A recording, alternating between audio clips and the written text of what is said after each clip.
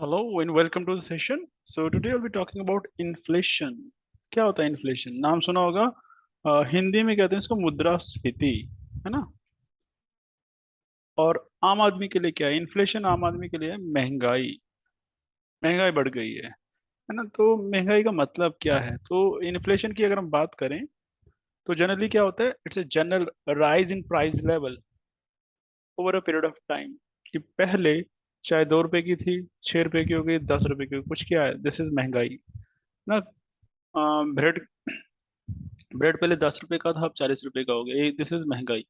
तो ये आम आदमी के लिए तो ये डेफिनेशन होती है जी। उसको ये लगता है। एक्चुअल में क्या है, this is not the real definition. अगर हम बात करें, it is loss of real value of the money. कि जो पैसे की कीमत है वो कम हो गई है। कि जो पहले आप 100 रुपए से खरीद सकते थे, अब 100 रुपए की इतनी वैल्यू नहीं रही है, अब उसकी वैल्यू कम हो गई है। अब हो सकता है जो पहले 100 की थी वो चीज 150 की हो गई। इसका मतलब अब 100 के साथ आपको क्या चाहिए? 50 रुपए चाहिए। 50 रुपए सपोर्ट करेंगे 100 को, तब जाके वो वही चीज खरीद पाएगा, 100 का नोट, जो पहले वो अकेला खरीद पाता था। यानी कि अब रुपया या करेंसी कमजोर हो गई है, सो वीक हो जाती है। सो हो क्या रहा है यहाँ पे, मीन्स इसकी जो वैल्यू है वो कम हो जाती है, decrease in the value of money. ये ध्यान रखिएगा। बस इन्फ्लेशन का ये है।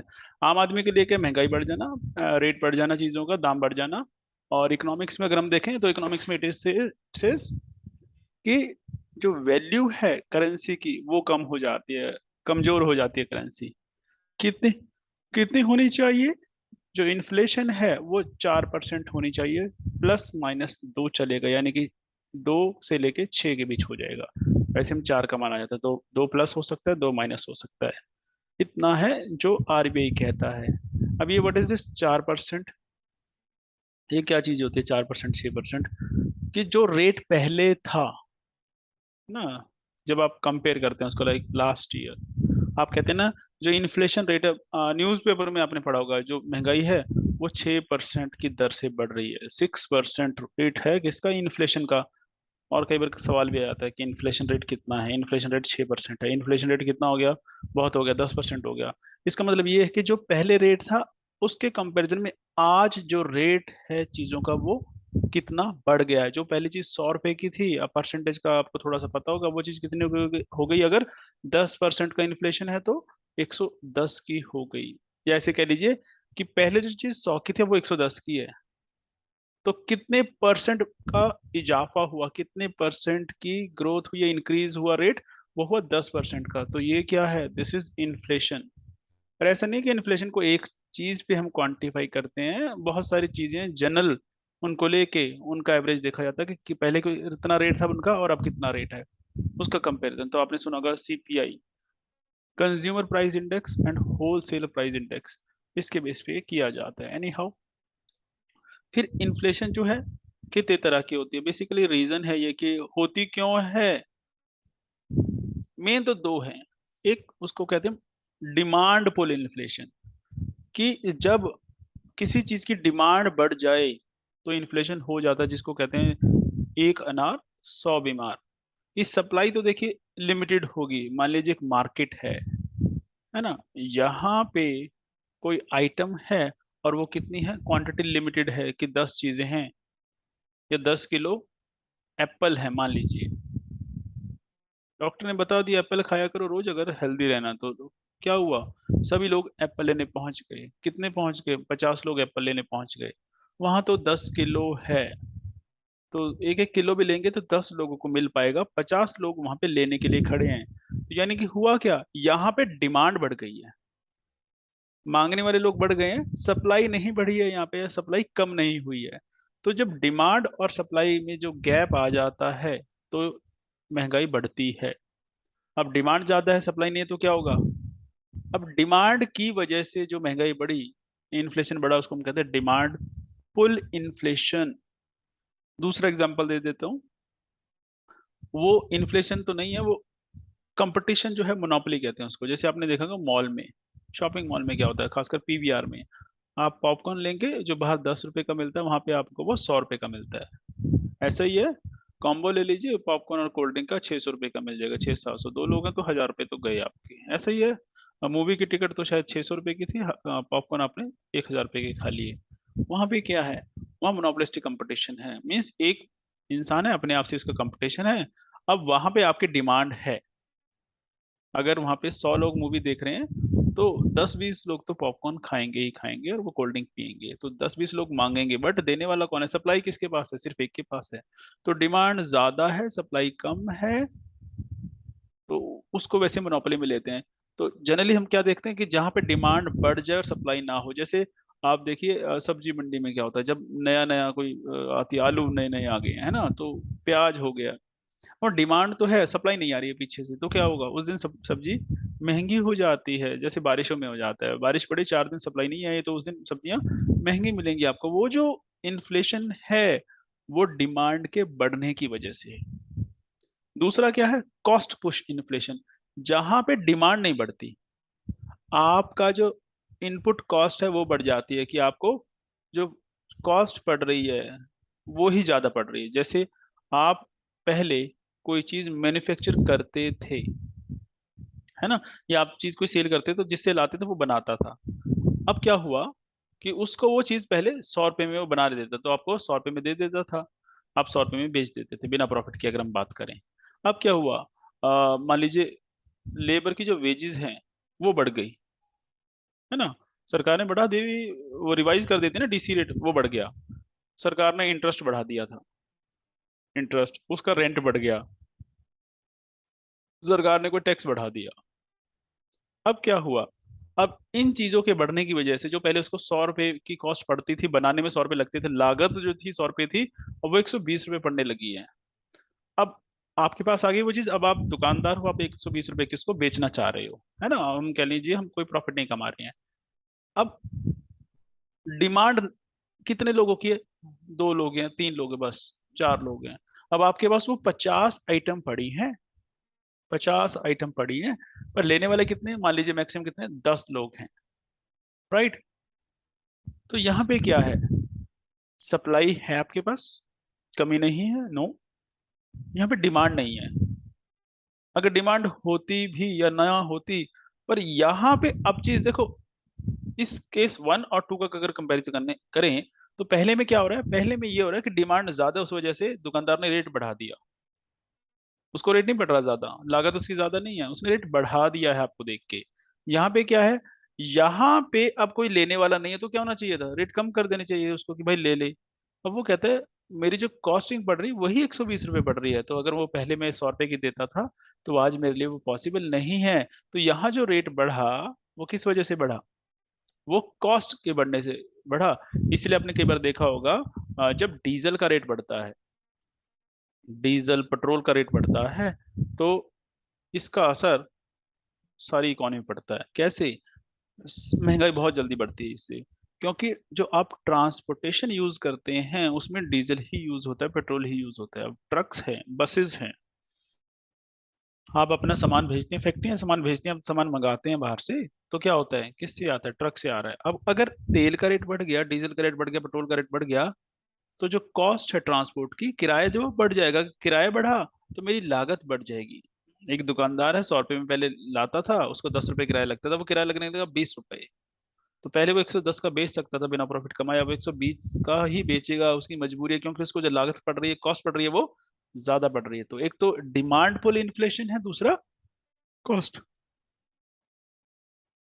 अब है क्यों, देखिए, सबसे पहला तो कारण एक ये है, इंक्रीज द मनी सप्लाई, कि ग्रोइंग इकोनॉमी में इंक्रीज मनी सप्लाई, इसका मतलब क्या है, लोगों के पास पैसा आ गया है, सभी की जेब में पैसा है।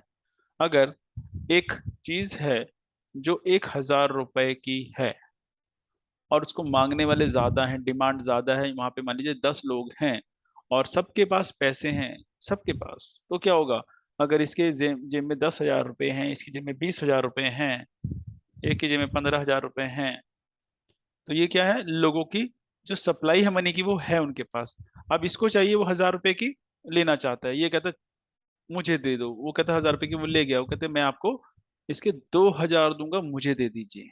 तो क्या हुआ, किस वजह से डिमांड बढ़ रही है, पर डिमांड क्यों बढ़ रही है, क्योंकि उसकी जेब में पैसा है, सप्लाई ऑफ मनी बढ़ रही है। तो डिमांड बढ़ने का एक कारण होता है मनी की सप्लाई बढ़ जाना। अगर इनकी जेब में पैसा ना होता तो कोई इसको 1000 से ऊपर की ना खरीदे, है ना। और यही होता है हिंदुस्तान में, महंगी हमें क्यों लगती हैं चीजें, क्योंकि हमारी जेब में पैसा नहीं है। This is the reason. महंगाई महंगाई कुछ नहीं होती मेरे हिसाब से।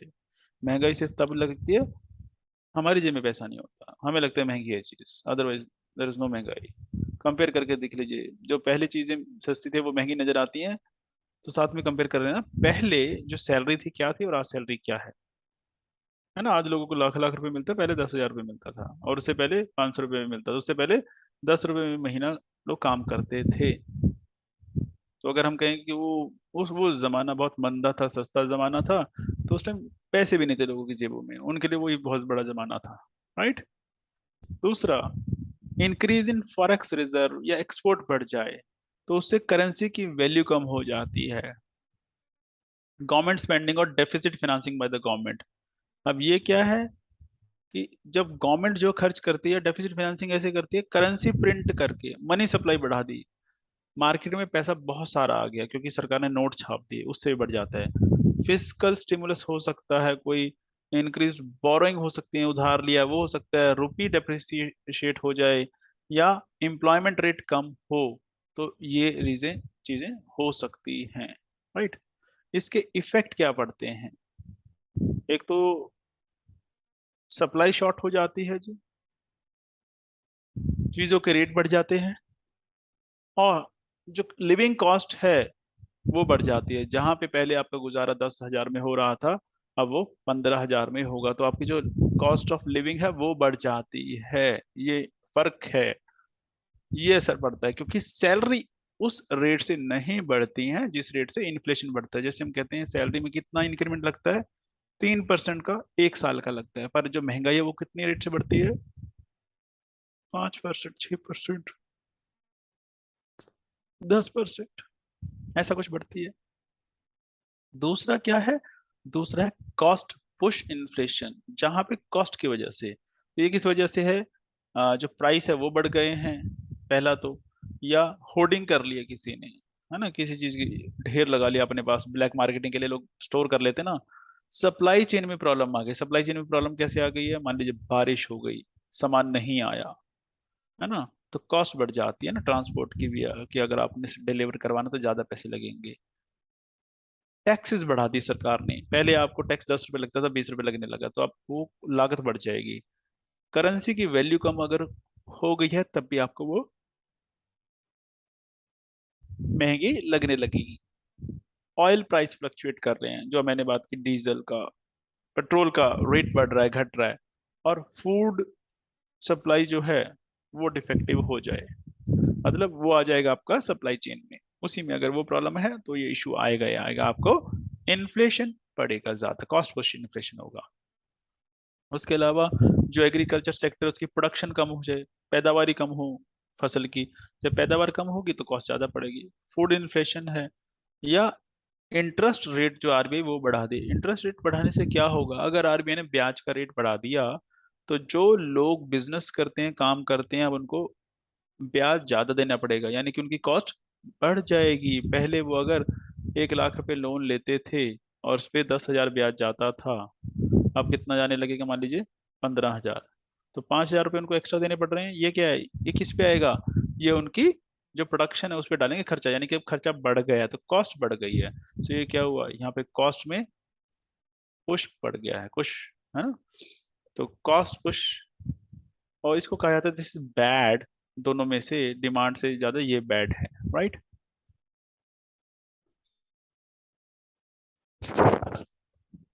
This is built in inflation. अब ये जो है बिल्ट इन इन्फ्लेशन क्या है, यहाँ पे है हाई डिमांड फॉर वेजेस है, जो वर्कर है वो हाई डिमांड करते हैं वेजेस की,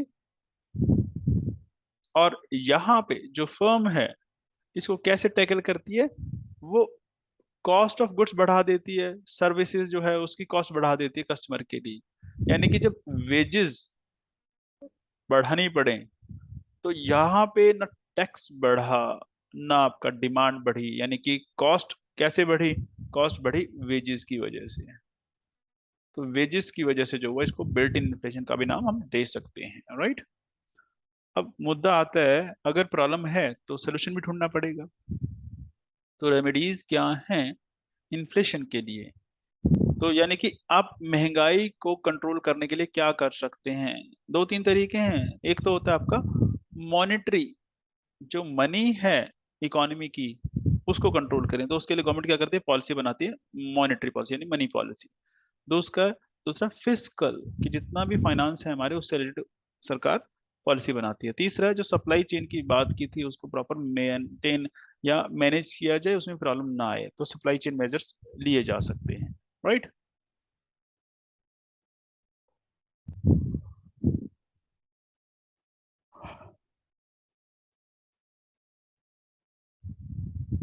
तो सबसे पहले आता है मॉनेटरी पॉलिसी। तो मॉनेटरी पॉलिसी कौन लेके आता है? ये आरबीआई लेके आता है, आरबीआई इशू करता है। पर्पस क्या है, एम क्या है? जो क्वांटिटी ऑफ मनी है उसको मैनेज करना, यानी कि इंडिया के अंदर, इंडिया की मार्केट के अंदर कितना पैसा है, उसको इंक्रीज डिक्रीज करना, वो आरबीआई देखता है। और किसके थ्रू देखते हैं? मॉनेटरी पॉलिसी के थ्रू। और किस लिए? ताकि जो रिक्वायरमेंट है अलग अलग सेक्टर की, उसको पूरा किया जा सके और इकोनॉमी को बूस्ट किया जा सके, इकोनॉमी को पुश किया जा सके, राइट। अब यहाँ पे है क्या, बॉन्ड प्राइस जो है वो कम हो जाएंगी, इंटरेस्ट रेट जो है वो कम कर देगी सरकार, यहाँ पे अपने खर्चे कम करेगी। तो ये चीजें सरकार यहाँ पे करती है ताकि इन्फ्लेशन जो है वो कम हो सके। दूसरा है fiscal policy. This is different from the monetary policy, क्योंकि जो मॉनेटरी पॉलिसी थी वो किसके? स्पेंडिंग से, टैक्सेशन से, उससे डील करती है ना। जबकि जो टोटल मनी सप्लाई है वहां पे क्या हो रहा है? वो अचानक बढ़ सकती है, कम हो सकती है। और अगर वो बढ़ती है तो उसको हम कहते हैं एक्सपेंशनरी पॉलिसी, राइट। और ये किससे डील करती है? ये रेवेन्यू और एक्सपेंडिचर जो है गवर्नमेंट का, उसकी पॉलिसी से डील करती है। तो इसमें करती क्या सरकार? टैक्सेस। टैक्सेस इंक्रीज कर सकती है या डिक्रीज कर सकती है, जैसा भी उसको लगता है उसके अकॉर्डिंग ये टैक्सेस को ऑल्टर कर सकती है। दूसरा पब्लिक एक्सपेंडिचर, उसको वो कम कर सकती है कि भाई जो बोरोइंग है, उधार लेना आरबीआई से कम कम लो, या दूसरे इंस्टीट्यूशन से जितना खर्चा कम हो सकता है उतना खर्चा कम करे सरकार, जो सरकारी चीजों पे पैसा खर्च किया जाता है। तीसरा है सप्लाई मैनेजमेंट, कि जो इंपोर्ट वो शॉर्ट ना हो जाए, एक्सपोर्ट डिक्रीज हो जाता है ना, उसकी वजह से भी है। फिर गवर्नमेंट क्या करेगी? जो होर्डिंग है, स्पेकुलेशन लोग करते हैं, होर्डिंग करते हैं अंदर, जमाखोरी जिसको बोलते हैं, गवर्नमेंट इसको कंट्रोल कर सकती है, चेक कर सकती है। फिर पीडीएस के थ्रू, यानी कि राशन सिस्टम जो है उसके थ्रू राशन बांट सकती है, ताकि लोगों को महंगाई ना लगे, सस्ता राशन दे दो। ऐसे ही कुछ सुना होगा आप लोगों ने। फिर आता है कि हम मेजर कैसे करते हैं। इन्फ्लेशन जो है तीन तरह से मेजर किया जाता है। एक, जैसे मैंने बात की आपसे, होलसेल प्राइस इंडेक्स।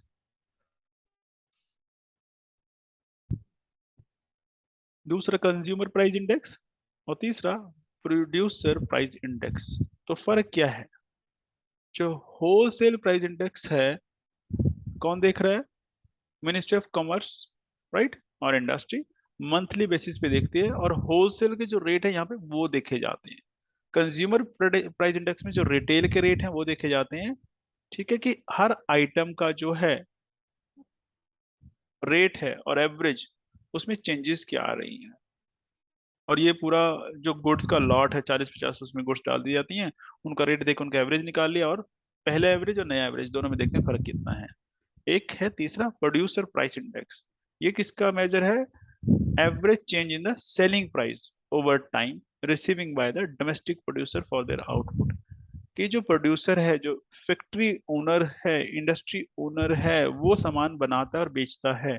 तो वहां पे जो सेलिंग प्राइस है उसका, जो बेचने का रेट है, खरीदने का नहीं हम बात कर रहे हैं, जो बेचने का रेट है, उसमें क्या चेंजेस आ रही हैं, वहां से निकलता है प्रोड्यूसर प्राइस इंडेक्स, तो उससे भी महंगाई हम मेजर करते हैं, राइट।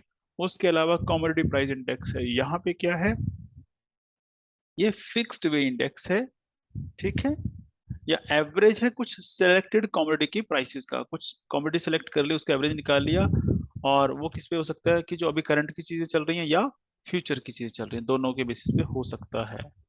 फिर है कॉस्ट, जो कोर प्राइस है, कोर प्राइस इंडेक्स में क्या है, जो कंज्यूमर प्राइस पे कर रहा है, जो भी सामान खरीद रहा है या सर्विसेज ले रहा है, वहां पे जो आप कह लीजिए फूड है, एनर्जी प्राइसेस है, उससे जो डिफरेंस आ रहा है, उसका जो इफेक्ट पड़ रहा है, हम उसको कंसिडर नहीं करेंगे without the volatility cause by the movement in food energy prices, क्योंकि फूड का प्राइस बढ़ रहा है, एनर्जी का प्राइस बढ़ रहा है, उसको कंसिडर नहीं कर रहे हैं। सो ये एक थोड़ा सा अलग तरीका हो गया।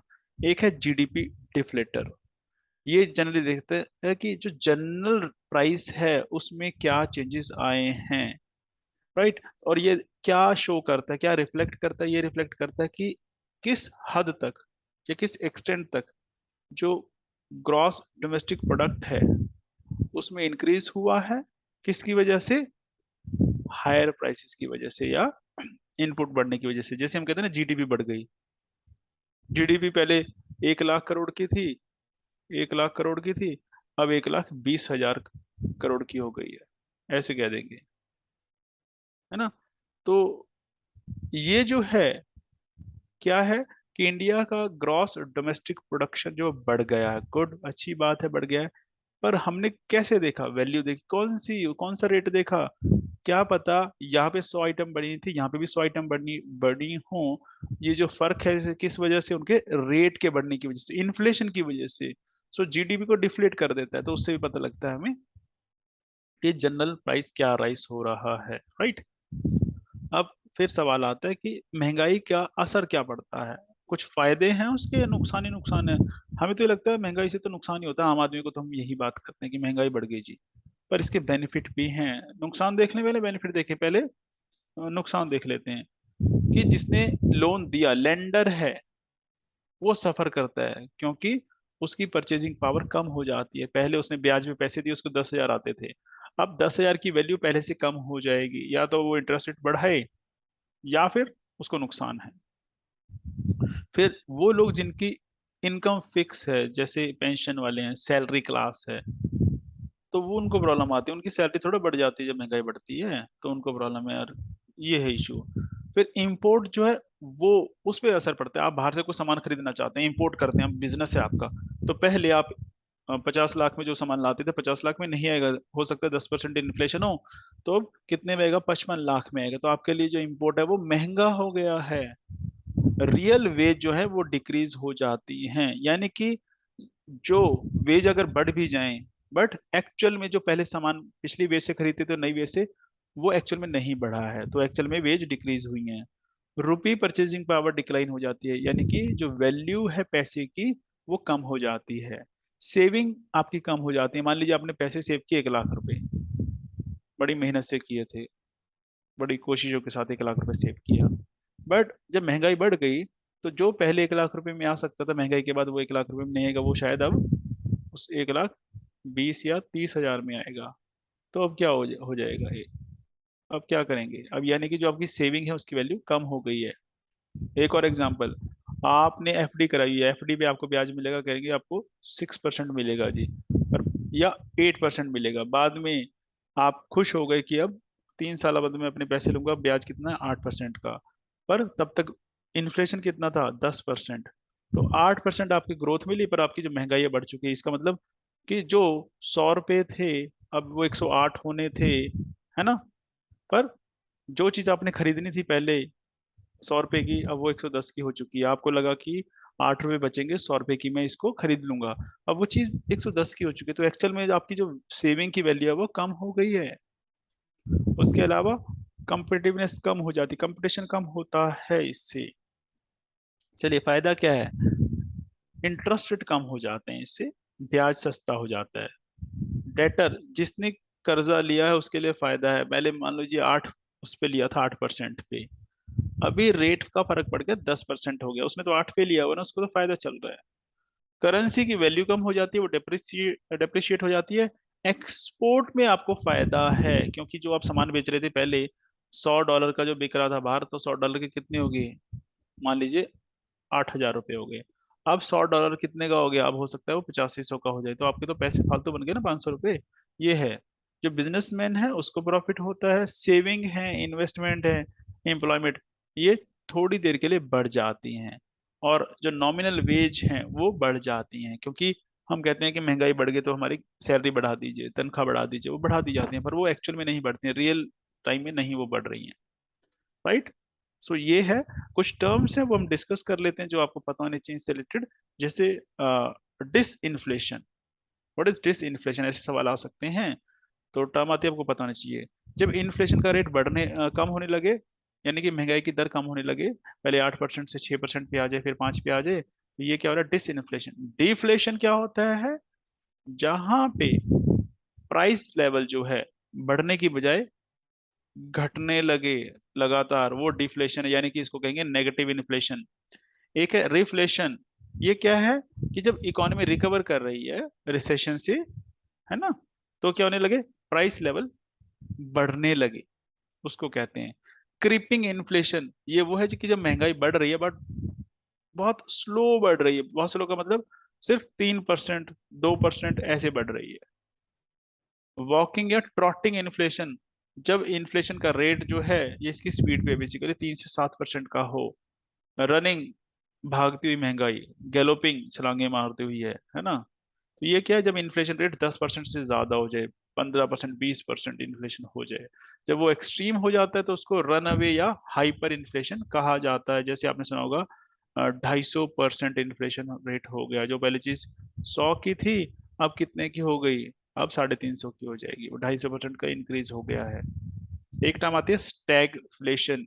स्टैगफ्लेशन क्या होता है, कि एक तरफ महंगाई बढ़ रही हो और दूसरा साथ साथ क्या हो रहा है, रिसेशन भी आ रहा हो, कि अनएम्प्लॉयमेंट, बेरोजगारी बढ़ रही हो, जबकि ऐसा नहीं होता है। क्योंकि जब महंगाई बढ़ती है तो इंडस्ट्री को फायदा होता है, उसका सामान महंगा बिक रहा होता है, तो वो क्या करते हैं, प्रोडक्शन बढ़ाते हैं, तो एम्प्लॉयमेंट बढ़ जाती है। यहाँ पे उल्टा है, कि अगर इन्फ्लेशन के साथ आपकी जो रिसेशन है या अनएम्प्लॉयमेंट बढ़ने लगे, उसको हम स्टैगफ्लेशन कहते हैं जी। राइट। फिर कुछ टर्म होगी लाइक मिजरी इंडेक्स, जहां पे रेट ऑफ इन्फ्लेशन और रेट ऑफ अनएम्प्लॉयमेंट दोनों को ऐड कर दीजिए, वो बन जाता है आपका मिजरी इंडेक्स। इन्फ्लेशनरी गैप, ये क्या है, कि जब जो आपकी डिमांड है, एग्रीगेट डिमांड, एग्रीगेट सप्लाई से ज्यादा है, वो डिफरेंस देख लीजिए, वो आपका गैप है इन्फ्लेशन का, वो एम्प्लॉयमेंट लेवल पे देख रहे हैं। डिफ्लेशनरी, जहाँ पे जो सप्लाई है वो डिमांड से ज्यादा हो। फिर रिप्रेस्ड इन्फ्लेशन, सप्रेस्ड इन्फ्लेशन, ये क्या है, जहाँ पे एग्रीगेट डिमांड सप्लाई से ज्यादा हो, पर यहाँ पे जो गवर्नमेंट है प्राइस नहीं बढ़ने देती है, सप्रेस कर देती है उसको। राइट। ओपन इन्फ्लेशन, वो सिचुएशन जहां पे प्राइस जो है बिना प्राइस कंट्रोल के, जो सरकार लेती है उसके बिना भी बढ़ता जाए, ओपन इन्फ्लेशन है वो, यानी कि क्लोज नहीं है, कंट्रोल नहीं है, ओपन है वो।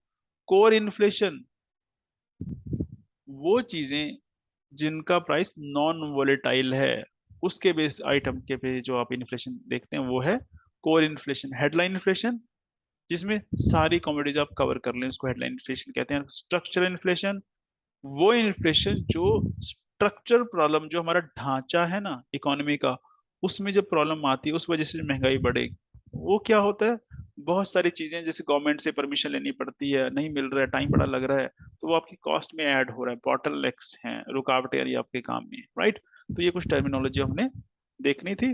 तो बाकी मिलेंगे नेक्स्ट वीडियो में, तब तक एंजॉय कीजिए, thank you so much, bye bye, take care. If you like the video, hit the like button and share with your friends so they can also get benefited out of it. Right? Chaliए, thank you so much, bye bye, take care.